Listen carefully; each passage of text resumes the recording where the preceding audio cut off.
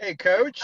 Obviously, getting ready for your home opener this week against Tulsa. Just looking at the other side, what stands out? What are the biggest challenges you think Tulsa is going to pose to you on Saturday?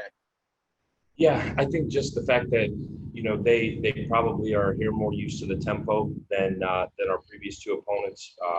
Them offensively, they see it in practice. I think they present a different challenge defensively, totally different scheme. Last time we saw this scheme would have been them a year ago. Um, really long secondary, guys that can make plays on the ball, probably as good of a secondary as we've played, and really physical up front. They play really good defense.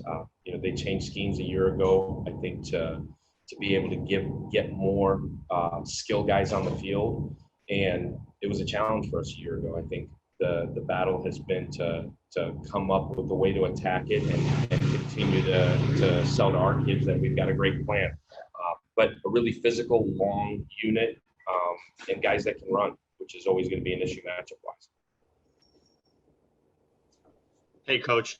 From when you guys started camp and through the first two games of the season, can you talk about what you've seen from Greg McCrae, considering he came to UCF as a walk-on a few years ago and this being his senior season?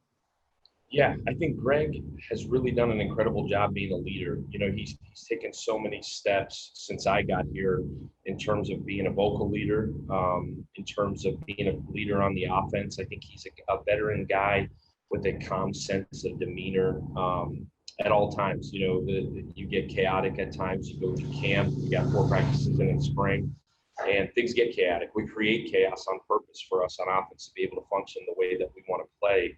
And Greg consistently is the same calm guy on every single snap.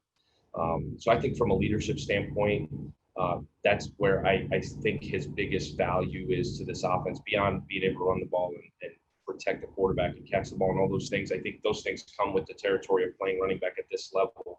I think, just getting around him, it probably took him a minute to come out of his shell, being a walk-on, being a guy that had to earn everything he's gotten. But I think the guys respect the heck out of him for all those reasons.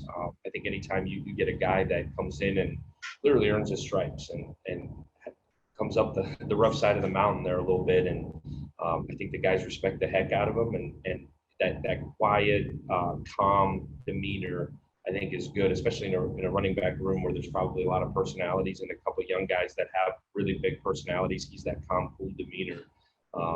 Resembles Coach Tuck a lot in that way. And I think he's taken on that personality and has been a huge part of our offense in terms of when things go haywire, he is that calm, settling voice in the huddle. Alex, we saw Jake get a chance to get a touchdown and a couple pass catches in last weekend. How have you looked at the tight end situation, how the guys have been able to develop, and what do you kind of see going forward with the next couple weeks with them? Yeah, I think Jake has done a really good job of continuing to develop in his role. I want to get him involved in the pass game as much as we possibly can. I think anytime you can distribute the ball to all 5 guys, I think it makes you harder to defend offensively. He's done a good job continuing to develop as a run blocker. I think he's played his best 2 games in that regard. He's continued to develop as in his pass protection, and we worked really, really hard as a route runner for him to be able to win. Obviously looking at it from our point of view, he's been flexed out a lot more in these first 2 games. He's played in space. Ball hadn't gone his way. There's a lot of really good guys on that offensive side of the ball. Sometimes it works out, sometimes it doesn't. Down in the scoring zone, he's a big, strong target. And since I got here, that's been the pitch. Can we count on you down there to make a play when we have to? And I think he's done a really, really good job. I'm really proud of him. I want to get these other guys involved as much as we can. Alec Holler has played some. Zach Marsh-Rojan has played some. Knock on wood, Jake can stay healthy and we can continue to develop those guys. But I think his role, what he's been able to do, I think he's done a really, really solid job of helping us open up holes and protecting Dylan. And then when his opportunities have come, he's made the plays on the ball. And I think his opportunities will continue to grow. I think DG really trusts him. I think Coach Hype trusts him. And I think between those two guys, I think his role in that part will continue to grow. I think people want to see catches and all these things. I don't think that's what makes a great tight end. I think what makes a great tight end is a guy that can be in every situation, in every formation, and can have an impact on the outcome of an offensive play. And he's done a really good job with that. Coach, just want to get your thoughts on McKenzie Milton. We saw him in pads yesterday. And I just want to know, well, first of all, what's it been like seeing him progress as he continues to progress? But also, as far as you know, what is the plan for him in just the short term as far as his participation in practices, his drills? What's he doing? Yeah, McKenzie Milton is like a bright sun on a gloomy day. KZ is literally, the heartbeat of our offense, still is. He's been a captain these first 2 weeks for us. There's a sense of energy and confidence and passion that comes from him when he comes out. Since he started actually practicing with us, it's like you look over and he's got his smile and balls are zipping everywhere. There's a sense of excitement among everybody on offense. I know for me, seeing him play from afar and now being around him, to see him out there is absolutely incredible and honestly humbling in a lot of ways, because a lot of people said he shouldn't be out there or couldn't be out there. And it's a credit to him and his perseverance and his drive to get back. I think we're just being really, really smart with him, letting him get comfortable doing everything from getting a snap to dropping back to handing the ball off to getting. It's been 2 years since people have been around him in terms of a football situation. I think when he's ready, he'll be ready. There's not a whole lot of pushing him to get ready to go into a game and go win a game for us. When he's ready, he'll be ready, and it's not a coach answer or a cover anything up answer. It's a true answer. When he's ready, he'll be ready, and I think he's 23. He knows when he'll be ready, and whenever he says he is, we'll be ready to play him. In whatever role that is. I think the fact that him and Dylan are so close, and you could see every time Dylan comes off the field, the guy sitting next to him, it's KZ, and he is that calming voice for Dylan on the sideline. He's been through it. The relationship they have is incredible, and it's been really fascinating to watch him grow in that role as well. But when he's ready, he'll be ready. He's physically ready right now in terms of clear to practice and clear to have people around him. There's a huge mental side of it as well, going through what he went through, and to be able to play that position is really hard to play if you're not 100%. There's a confidence factor. There's bodies all around you at all times. You've got to be able to move the pocket, move in the pocket, move out of the pocket in this offense. And whenever he says he's ready, the medical staff says he's ready to go, boy, that's going to bring a smile to my face in whatever capacity that is. Right now, we've got a really good vibe going on offense. We've got a lot of things we got to work on, but we're hitting on a lot of cylinders right now that there's not a pressing need to say, hey, we got to rush him back. I think anytime you get somebody that's gone through what he's gone through, you'd rather play him too late than too early, so that you don't hinder their progress moving forward. And I think that's where we're at right now.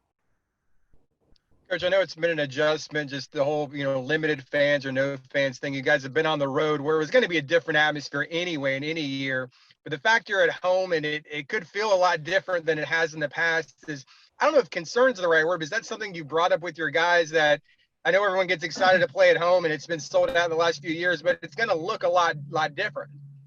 Well, Brandon, I've never seen it not look empty yet. So for me, it'll be my first time in there as well.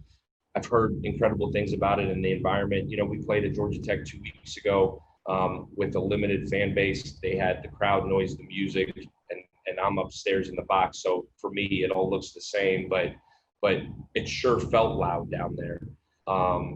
This last week, I did think it was really odd. Beyond just in the stadium, even driving up in Greenville there, driving up to the stadium, there's no students on campus. There's literally nobody anywhere near the stadium. I thought that was really surreal, and I don't know the exact word, but it was really weird.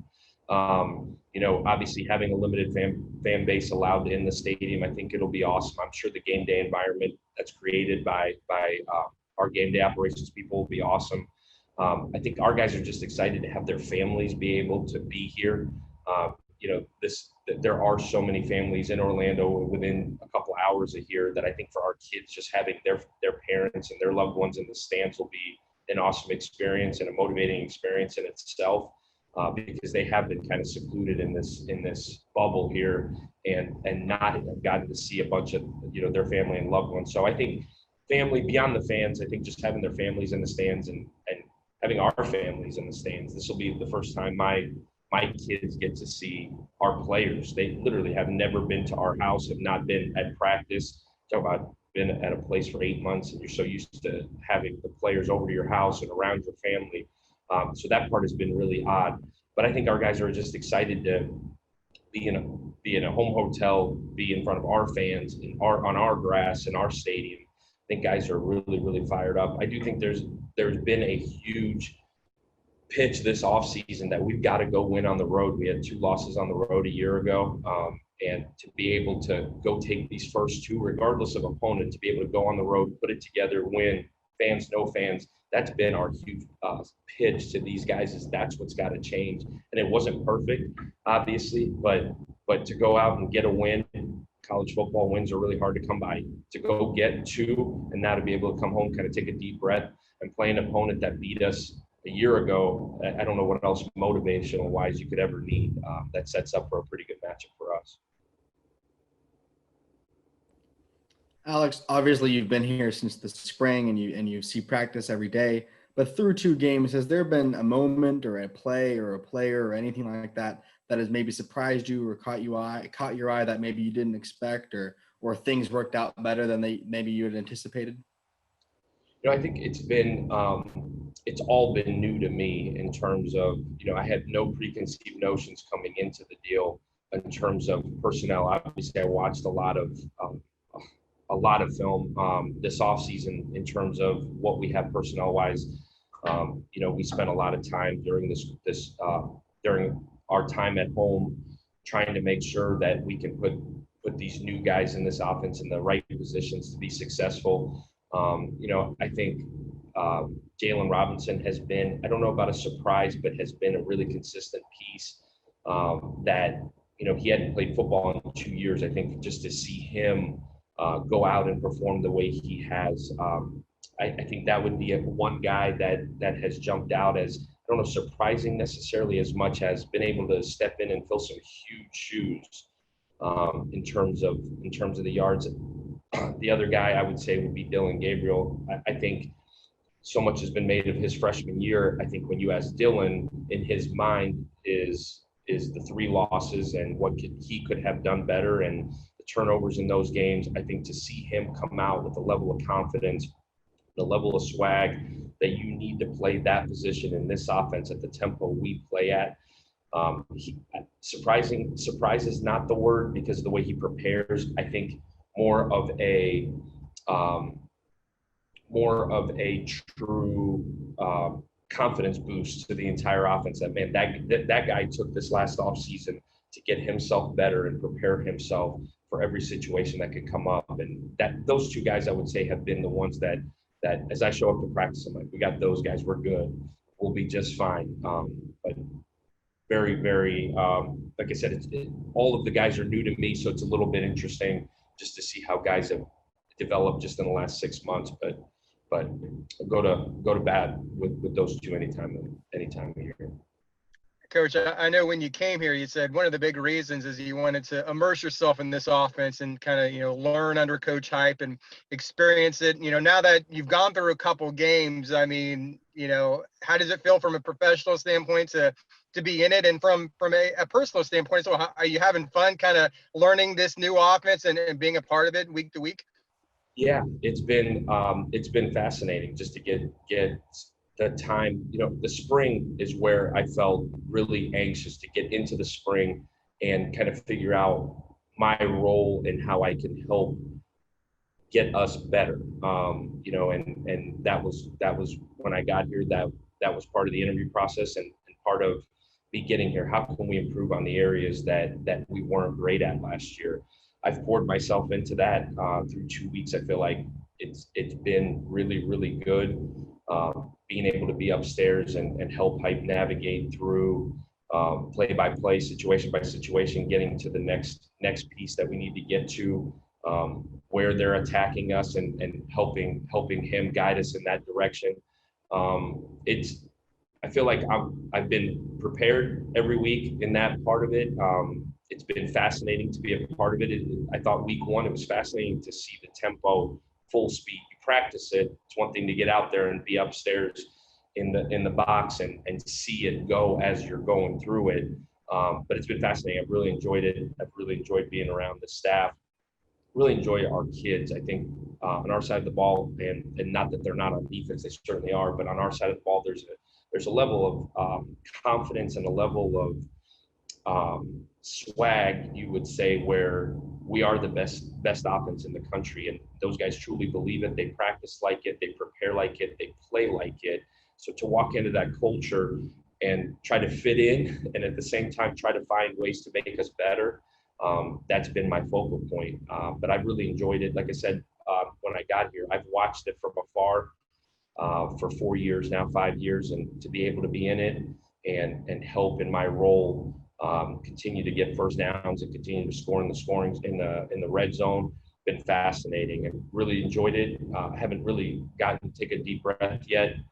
It's been obviously a lot of work and joyful work, but I'm sure after the season I'll look back on it and take a deep breath and maybe a little bit of sleep too. All right, thank you, Coach. We'll wrap up there. Thanks everybody for being on, and we'll see you tomorrow for Coach. Thanks, Coach. Thanks, Thanks, Coach. Thanks, Coach. Appreciate it.